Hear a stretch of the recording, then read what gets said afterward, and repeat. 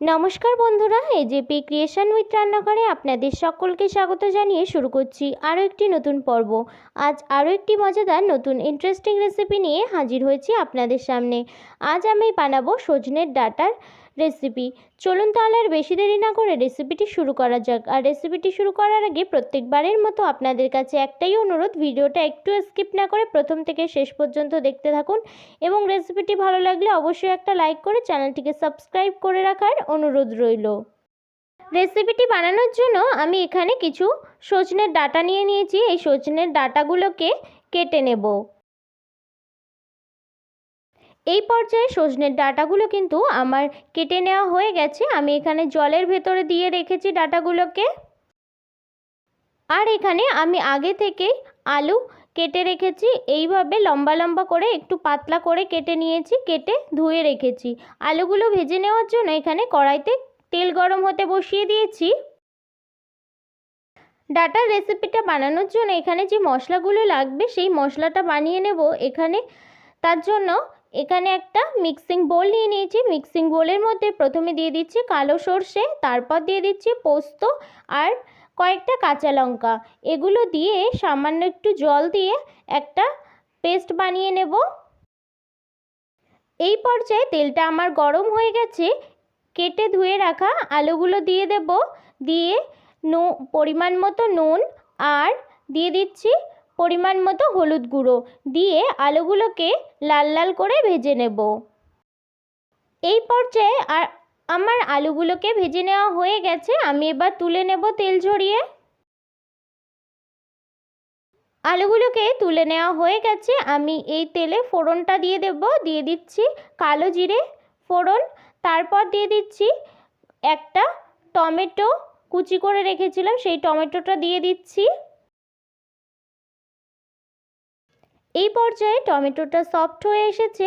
এবার মিক্সিতে যে মশলা পেস্টটা বানিয়ে রেখেছিলাম সেই মশলাটা দিয়ে দেব।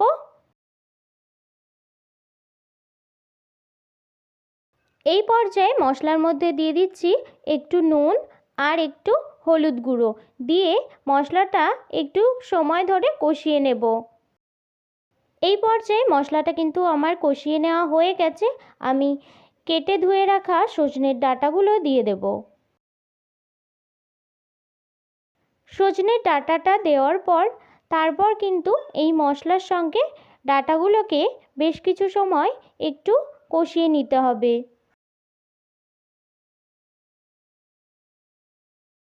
এই পর্যায়ে ডাঁটাটা কিন্তু আমার হাফ সিদ্ধ হয়ে গেছে। এবার মিক্সি ধোয়া একটু জল দিয়ে দিচ্ছি আর দিয়ে দিচ্ছি ভেজে রাখা আলুগুলো।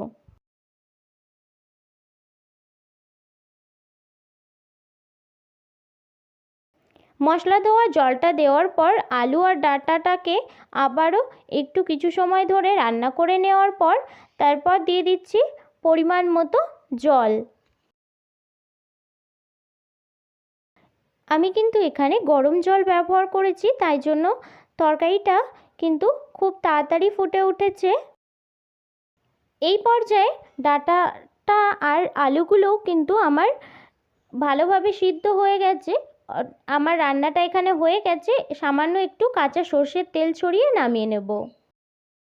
রেসিপিটা আমার রেডি হয়ে গেছে, আমি নামিয়ে নিয়েছি। এই সজনের ডাঁটা কিন্তু আমাদের স্বাস্থ্যের পক্ষে খুবই উপকারী, তাই অবশ্যই এই রেসিপিটি একটিবার হলে বানিয়ে খাবেন। আশা করি আপনাদের সকলের খুব ভালো লাগবে। আমার এই সজনের ডাঁটার রেসিপিটি যদি আপনাদের ভালো লেগে থাকে তাহলে অবশ্যই একটা লাইক করে দেবেন এবং কমেন্টের মাধ্যমে জানাবেন আমার এই রেসিপিটি আপনাদের কাছে কেমন লেগেছে, এবং বেশি বেশি করে শেয়ার করে আমার পাশে থাকবেন, আমাকে আরও উৎসাহিত করবেন।